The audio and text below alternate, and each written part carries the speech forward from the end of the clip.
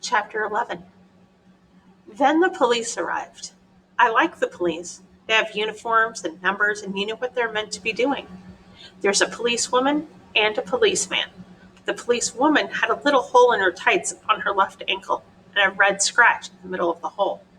The policeman had a big orange leaf stuck to the bottom of his shoe, which was poking out from one side. The policewoman put her arms around Mrs. Shears and led her back towards the house.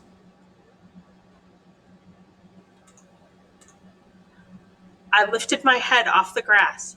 The policeman squatted down beside me and said, "Would you like to tell me what's going on here, young man?" I sat up and said, "The dog is dead." "I'd got that far," he said. I said, "I think someone killed the dog." "How old are you?" he asked. I replied, "I am 15 years and 3 months and 2 days." "And what precisely were you doing in the garden?" he asked. "I was holding the dog," I replied. "And why were you holding the dog?" he asked. This was a difficult question. It was something I wanted to do. I like dogs. It made me sad to see that the dog was dead. I like policemen too, and I wanted to answer the question properly, but the policeman did not give me enough time to work out the correct answer. "Why were you holding the dog?" he asked again. "I like dogs," I said.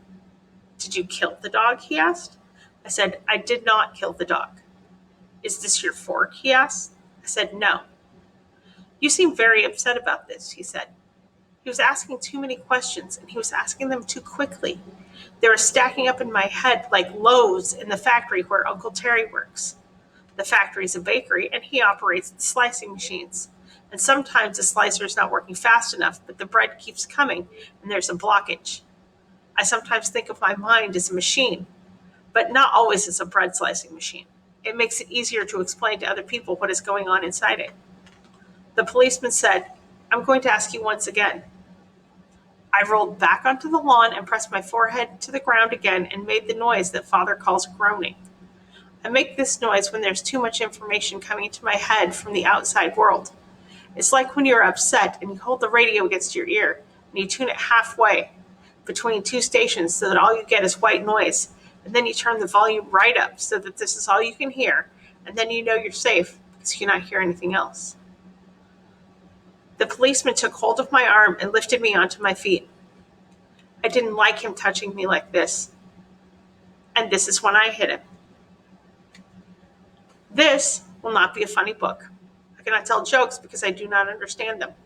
Here's a joke, for example, is one of Father's. His face was drawn, but the curtains were real. I know why this is meant to be funny. I asked. It's because drawn has 3 meanings, and they are 1, drawn with a pencil, 2, exhausted, and 3, pulled across a window. And meaning 1 refers to both the face and the curtains, and meaning 2 refers only to the face, and meaning 3 refers only to the curtains. If I try to say the joke to myself, making the word mean the 3 different things at the same time, it's like hearing 3 different pieces of music at the same time, which is uncomfortable and confusing and not nice like white noise. It's like 3 people trying to talk to you at the same time about different things. And that is why there are no jokes in this book. Chapter 17. The policeman looked at me for a while without speaking. Then he said, "I'm arresting you for assaulting a police officer." This made me feel a lot calmer because that is what policemen say on television and in films. Then he said, "I strongly advise you to get into the back of the police car, because if you try any of that monkey business again, you little shit, I will seriously lose my rag. Is that understood?" I walked over to the police car, which was parked just outside the gate. He opened the back door and I got inside. He climbed into the driver's seat and made a call on his radio to the policewoman who was still inside the house. He said, "The little bugger just had a pop at me, Kate. Can you hang on with Mrs. S while I drop him off at the station? I'll get Tony to swing by and pick you up." And she said, "Sure, I'll catch you later." The policeman said, "Okie dokie," and we drove off. The police car smelled of hot plastic and aftershave and takeaway chips. I watched the sky as we drove toward the town center. It was a clear night and you could see the Milky Way. Some people think the Milky Way is a long line of stars, but it isn't. Our galaxy is a huge disk of stars millions of light years across, and the solar system is somewhere near the outside edge of the disk. When you look in direction A, at 90 degrees to the disk, you don't see many stars. But when you look in direction B, you see lots more stars because you're looking into the main body of the galaxy, because the galaxy is a disk. You see a stripe of stars. And then I thought about how for a long time scientists were puzzled by the fact that the sky is dark at night, even though there are billions of stars in the universe. And there must be stars in every direction you look, so that the sky should be full of starlight because there's very little in the way to stop the light from reaching Earth. They worked out that the universe was expanding and that the stars were all rushing away from one another after the Big Bang. And the further the stars were away from us, the faster they were moving, some of them nearly as fast as the speed of light, which is why their light never reached us. I like this fact, and it's something you can work out in your own mind just by looking at the sky above your head at night and thinking without having to ask anyone. And when the universe has finished exploding, all the stars will slow down like a ball that has been thrown into the air, and then will come to a halt, and then will begin to fall towards the center of the universe again. And then there will be nothing to stop us from seeing all the stars in the world because they will all be moving toward us, gradually faster and faster. And we'll know that the world is going to end soon because when we look up into the sky at night, there will be no darkness, just the blazing light of billions and billions of stars all falling. Except that no one will see this because there will be no people left on Earth to see it. They will probably have become extinct by then, and even if there are people still in existence, they will not see it because the light will be so bright and hot that everyone will be burned to death, even if they live in tunnels. Chapter 19. Chapters in books are usually given the cardinal numbers 1, 2, 3, 4, 5, 6, and so on. But I have decided to give my chapters prime numbers 2, 3, 5, 7, 11, 13, and so on because I like prime numbers. This is how you work out what prime numbers are. First, you write down all the positive numbers, whole numbers in the world. 1, 2, 3, 4, 5, 6, 7, 8, 9, 10, 11, 12, etc. Then you take away all the numbers that are multiples of 2. Then you take away all the numbers that are multiples of 3. Then you take away all the numbers that are multiples of 4 and 5 and 6 and 7 and so on. The numbers that are left are prime numbers.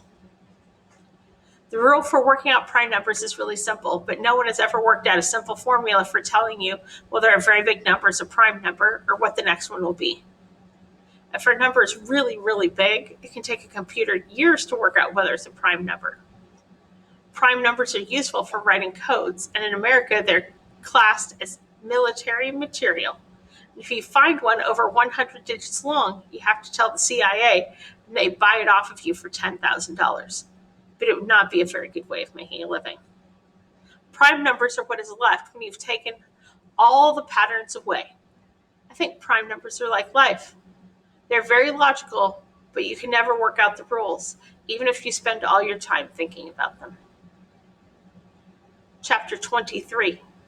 When I got to the police station, they made me take the laces out of my shoes and empty my pockets at the front desk in case I had anything in them I could use to kill myself or escape or attack a policeman with. The sergeant behind the desk had very hairy hands, and he had bitten his nails so much they had bled. This is what I had in my pockets. 1. A Swiss Army knife with 13 attachments, including a wire stripper and a saw and a toothpick and tweezers. 2. A piece of string. 3. A piece of a wooden puzzle which looked like this. 4. 3 pellets of rat food for Toby, my rat. 5. 1 pound 47 pence. This was made up of a 1 pound coin, a 20 pence coin, 2 10 pence coins, a 5 pence coin, and a 2 pence coin. 6. A red paper clip. 7. A key for the front door. I was also wearing my watch, and they wanted me to leave it at the desk as well, but I said that I needed to keep my watch on because I needed to know exactly what time it was. And when they tried to take it off me, I screamed, so they let me keep it on. They asked me if I had any family. I said I did. And they asked me who my family was, and I said it was father, but mother was dead. And I said it was also Uncle Terry, but he was in Sunderland, and he was father's brother. It was my grandparents too, but three of them were dead, and Grandma Burton was in a home because she had senile dementia and thought that I was someone on television. Then they asked me for father's phone number. I told them that he had two numbers, one for at home and one which was a mobile phone, and I said both of them. It was nice in the police cell. It was almost a perfect cube, 2 meters long by 2 meters wide by 2 meters high. It contained approximately 8 cubic meters of air, had a small window with bars, and on the opposite side, a metal door with a long, thin hatch near the floor for sliding trays of food into the cell, and a sliding hatch higher up so the policeman could look in and check that the prisoners hadn't escaped or committed suicide. There was also a padded bench. I wondered how I would escape if I was in a story. It would be difficult because the only things I had were my clothes and my shoes, which had no laces in them. I decided that my best plan would be to wait for a really sunny day and then use my glasses to focus the sunlight on a piece of my clothing and start a fire. I would then make my escape when they saw the smoke and took me out of the cell. If they didn't notice, I would be able to wee on the clothes and put them out. I wondered whether Mrs. Shears had told the police that I had killed Wellington, and whether the police had found out that she had lied if she would go to prison, because telling lies about people is called slander. 29. I find people confusing. This is for two main reasons. The first main reason is that people do a lot of talking without using any words. Siobhan says that if you raise one eyebrow, it can mean lots of different things. It can mean, I want to do sex with you. It can also mean, I think that what you just said was very stupid.